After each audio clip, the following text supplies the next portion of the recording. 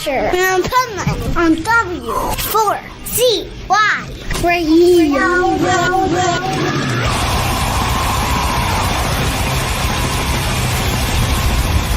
This is the Pipeman here on the Adventures of Pipeman W4CY Radio. And I'm excited about our next guest because we tried to connect at Milwaukee Metal Fest. She played there, but she was also doing like quadruple duty, like every job in the house there. I don't even know how she played, but their band killed it. Like one of my favorite sets of the whole festival. Thank you.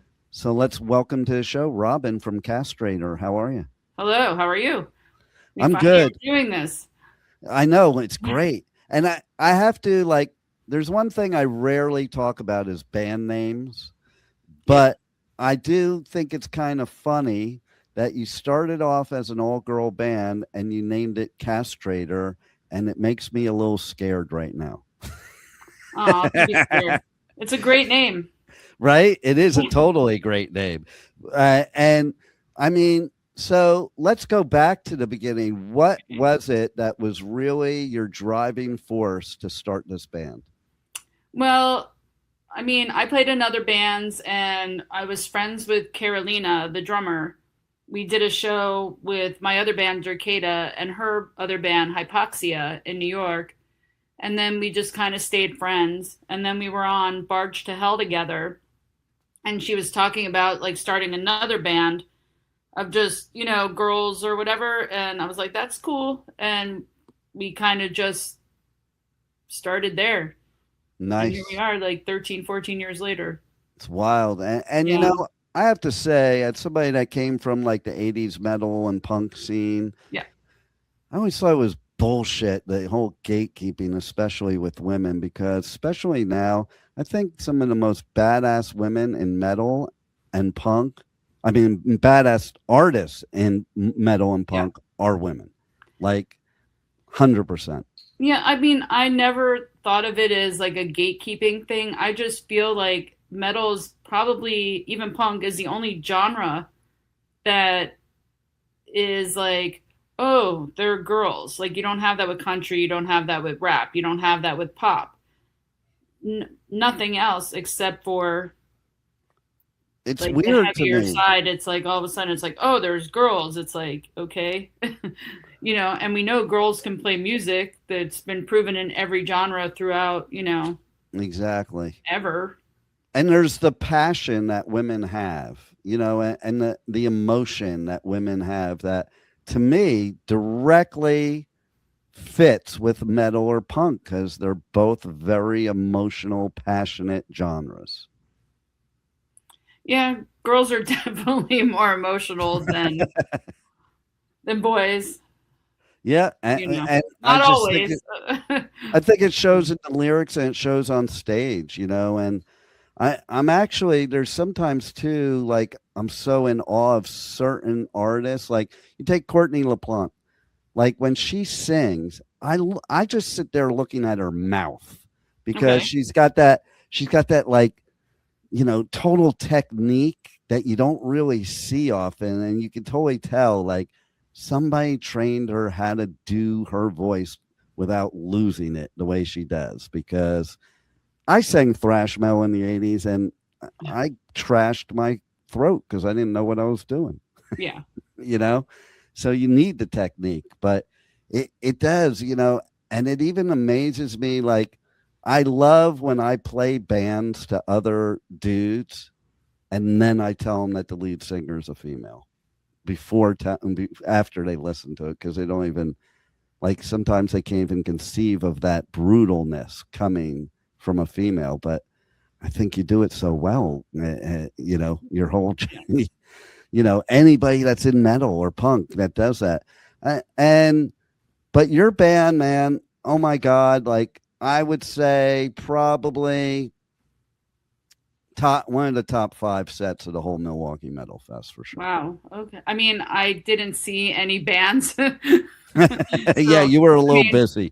I take that back. I saw Obituary, which, like, I've seen Obituary a million times, and I think part of Monstrosity, and that was like the extent of my Milwaukee Metal Fest experience. But to say we're the top 5, that's hard to believe, with all the good bands that were playing. Like, Yeah, it's just the energy that you brought forth and just and that passion. Like I never saw your band before that, and I was like, "Oh, they're pretty good," Thank you. and I'll tell you the company you're in. Like you're in the company of Violence, who is one of my favorites too, because they're one of my favorites from way back. But Yeah. their show was sick. Okay, like I texted my daughter a video of it, and there were all kinds of stage divers, and she goes, "Oh, is that how you knocked all your teeth out back in the day?" I'm like, "Yeah, except I did worse, but yeah." and then, oh my God, green Jello, and like they're really green Jello. They're supposed to be green jelly because of stupid Jello company. And I'll say it, like you can have a pedo represent you, but not some great band. Just saying. But their show was the funniest gig I've ever seen ever in my life. It was their meet and greet. Was it? Oh my God. It was pretty insane. I could imagine, because like I have video of their set. Like they handed out water noodles to everybody. And like picture their stage set as a meet and greet. Oh my God, that's insane.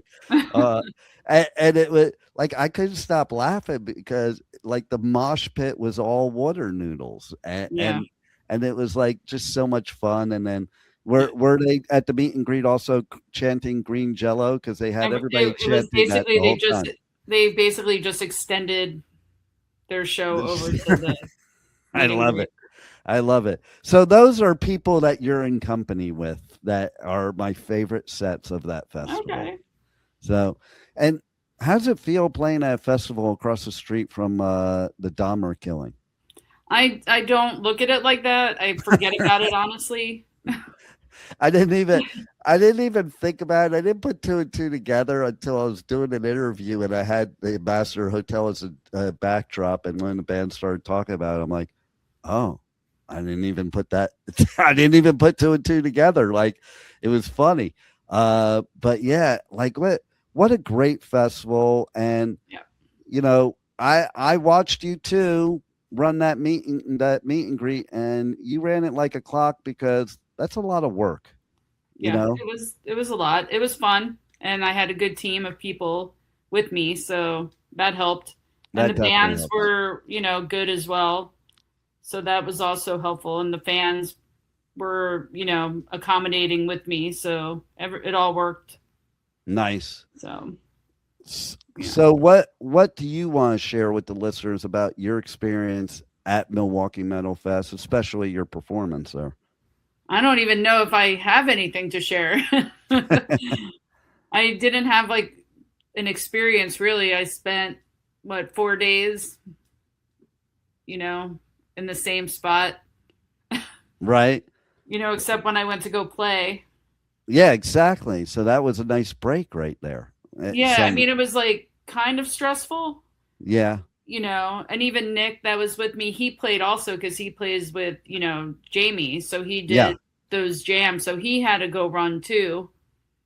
And then both me and him did the Slayer Day. Right. So we both left for that. So that was a lot of fun.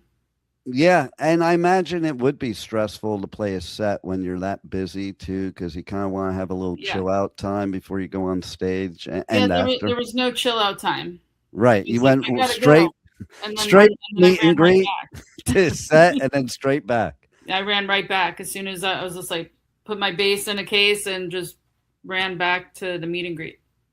So, and speaking of bass, so what made you originally pick bass as what you wanted to play as an instrument? Basically, I used to play guitar. I played guitar forever, and I usually tell the story because my first guitar was like electric guitar was a Kramer Striker for Eddie Van Halen. Nice. And I still have it, and the color was the blue like Steve Harris's bass. Very cool. And I'm not really good with like playing with the pick. It's not my favorite thing in the world. And somebody was like, why don't you just play bass? And I'm like, huh, that sounds like a plan. And I went to the music store and I happened to find a $50 bass at the music store. Still have that. And Nice. here I am. But I still played guitar along with that for a very long time. You know, and I have to think there are bassists that play with a pick. It's got to be so much harder to play a bass with the pick with those strings. You know, like it just seems so much easier with your fingers. I enjoy it more. Like I enjoy playing bass more, I think, than guitar. It's just so different, you know. Yeah. Like guitar is fun, but I find bass more relaxing. I always say I'm a frequency. You don't notice me until I'm not there. Nice. I love it. You know. I have a trivia question for you. Oh no. Okay. Yeah. Who is one of the most famous bassists of all time that was originally a guitarist, and the only reason he played bass is because they were all guitarists, so somebody had to draw the short straw. Oh boy. Is this an easy one? I don't know. Maybe not. Sometimes it's hard. Anybody that's a bassist that used to be a guitarist, I asked this trivia question to, and some have known, some have not, you know. But let's just put it this way. Once I tell you, if you don't know, you'll be like, oh, that makes sense. So, and I will say it's not in metal. I was going to say, I don't know if it's in metal. No, it's not in metal, and they're not a band anymore, but the person who I'm talking about is one of only 2 people left on this earth from that band. And that is, unless the 1969 radio show is true and he's actually dead and that's an imposter. There's a really good hint. Oh boy, I have no idea. Like I don't know. I keep going with like Geddy Lee or something. Close. Paul McCartney. Oh, okay, that makes sense. Yeah, see now you listen to Beatles songs, you can hear he kind of plays the bass like a guitar. Yeah, a lot of people do. You know, like a lot of, especially if you're playing with the pick, a lot of people, you know, do the chords. They do this. You know, that's one thing. Like, you know, playing how I play, I don't play standard like a guitar. Right. I mean, somewhat I do. It's weird. It depends. I follow mostly a lot of the kick drums. Which is like usually what you do as a bassist, right? Well, I play like more fast than I do technical. That's why you're so good, because I like fast. Yeah. I play fast. So. And you know, you've mentioned Steve Harris, and it's like, man, that dude, what a bassist. You know? He plays that thing like a guitar. He plays fast and technical. Exactly. Like, and just really good, like insane. To me, that was why I liked Maiden. That, you know, is his bass. And you know who else was at Milwaukee Metal Fest, who's an old friend of mine, who I always saw in the beginning, way back in the 80s, that he played bass just like Steve Harris, and that's why I liked him and their band so much. Do you know who that? There's another trivia question, but this is somebody at Milwaukee Metal Fest. Somebody at Milwaukee Metal Fest. They played 2 sets, one with the band. Oh, Joey Vera? Yep.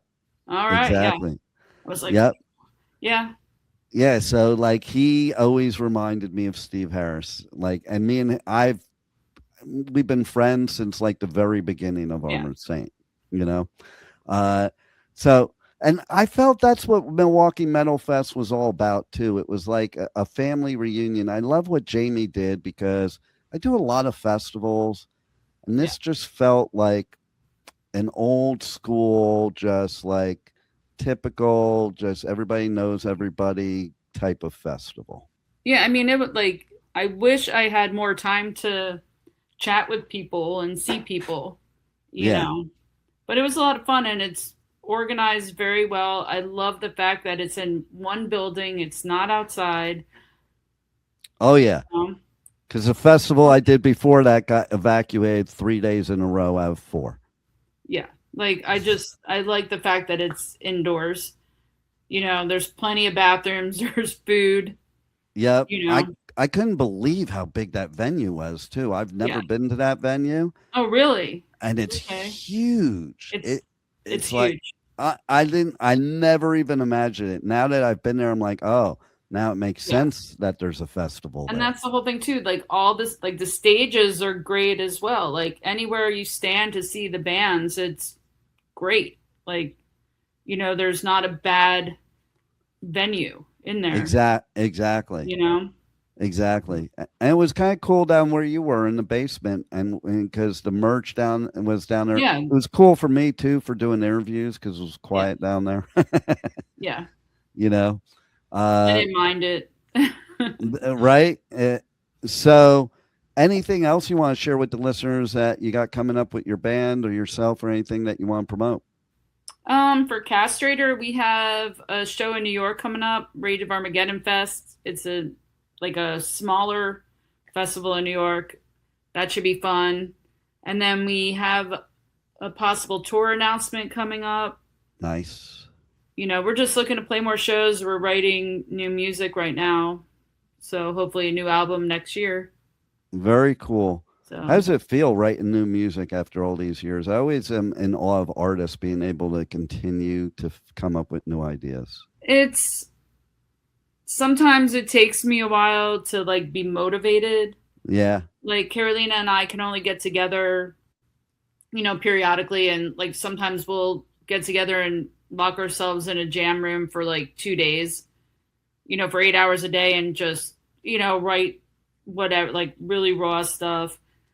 Right now I'm at home writing stuff and sending her videos and everything, and she's writing stuff and sending videos. So we're in just like the pre-production phase, and I'm getting ready to leave on tour for work. So I'm like, for some reason this week I feel more highly motivated and creative than normal. Like I think I sent her 4 different lyric things and 3 different like full song videos. So sometimes I'm not motivated at all, and I'm like, we'll see. You know, takes me a month, and I'm like, oh, maybe I should jam or something. I get that feeling because I'm also a published author, and my first book, the first half of it took me 6 months to write, and the second half took me a day. Yeah, it's just how you feel at that point. Like all of a sudden, all of a sudden it's just like, yeah, I feel great about this. Exactly. You know? And then you just shelve it for a while in your head, and then it's like all of a sudden you're motivated again, but then you might be at the point where you just like bang it all out at once. You have to be in that mood to bang it all out. I mean, I have a lot of friends that can just sit and noodle for hours and hours and hours. I just don't have that. I am not that person. I've never been that person unless I am like, oh, I really want to write this, and then I'll take the time. Oh, I have a show, I have to jam. Oh, I want to learn this song. But to sit around and just like people do for hours and just no, it's not me either. Like that's probably why. Like I played guitar and sucked. I played drums and sucked, and I sucked because I never could sit down. Like I remember being like, "Ooh, I want to be like Randy Rhoads," and then I found out he practiced 8 hours a day. I'm like, yeah, I don't think I have it in me to practice 8 hours a day. Yeah, I'm like 8 minutes. Right. And then I'm like and I just wanted to play songs. Like I'm getting taught scales. I'm like, this is boring. I can't do this over and over again. Yeah, I just want to play a song. When I took like guitar, like I took guitar in high school, and then I had lessons as well. And I remember going to my teacher and just being like, I want to play this, you know, and it's like probably like White Snake, John Sykes. Like, you know, I want to play this. And he's like, well, before you can play that, you know, you got to start with this. And I'm like, why can't I just go just show me this one? Why can't I just show me that? He's like, that's not how this works. I'm like, come on. It's the same with drums. When I played drums, I had that practice pad forever, and that annoyed the hell out of me. Just give me a drum set. I don't want this stupid practice pad. Yeah, you just like, I don't know. Like people find just noodling and stuff like that fun. I am not one of those people. Well, it's like when you take people like a Tommy Lee, no matter where he is, he's drumming. Yeah. Like everywhere he is, you know? Yeah. It's just kind of a habit. And, Yeah. you know, that's not me. But Yeah. but I do like what comes out of that. I like the end result. So music is my passion, whether I suck at playing it, so listening is my passion instead. I just want to have fun and play, and you know, if people like it, great. If they don't, okay. Exactly. You know, not everybody's gonna like everything. Like, you know. Well, you definitely looked like you were having fun at Milwaukee Metal Fest. I think we did. I wish we played longer. Right. It seemed way too quick. And I didn't even with you. I didn't put two and two together because I'd met you earlier in the day because I was doing an interview with Sean, and then I looked up. I'm like, oh, and then I'm like, oh, I have an interview with her later. Yeah, and unfortunately we couldn't do the interview that night because Green Jelly took their 30-minute meet and greet, and it was over an hour. Oh my God. It must have been entertaining, though. It was entertaining and frustrating at the same time. It was the last one of the night, and they were having fun. They, you know, from a band that they were like kind of apprehensive about wanting to do it to full scale show. Yeah. Meet and greet. I mean, they were so into it, like everything. They were doing their own selfies. They were doing like whatever. I was like, okay. That's amazing. I love bands like that, you know, because then they kind of like took it over, and I was just like, okay, whatever. And then when I did see you later, you were definitely, you know, you even said, "Look at me." I'm like, yeah, I know you can't do this interview. I don't think I could have talked at that point. You could tell, and my voice was already fried. So here we are. This was better. Yay! And tell all the listeners how they connect to your merch store on Bandcamp, because you got some badass merch. And speaking of merch, and how they connect to you guys on socials and check out all that you have coming up. Awesome. Yeah. I mean, Castrator, spelled as you would think, Castrator, Bandcamp or Castrator Band. And you have to be careful sometimes Googling, because you'll get sometimes actual Castrator Band like videos, right? Like animal castration. Yeah, we don't want that. You don't want that. But yeah, like all regular socials, Castrator Band on Facebook, Instagram, TikTok, Bandcamp, YouTube, all the socials. Nice. You know. Well, everybody should check you out. Support. Yeah. They Even definitely if it's on Bandcamp. If you don't want a physical copy, check out our stuff. Absolutely, because you guys are badass. Thank you. Look forward to seeing more of you. And thanks for being on the Adventures of Pipeman. Thank you for having me finally. Yeah, you made it. Thank you for listening to the Adventures of Pipeman on W4CY Radio.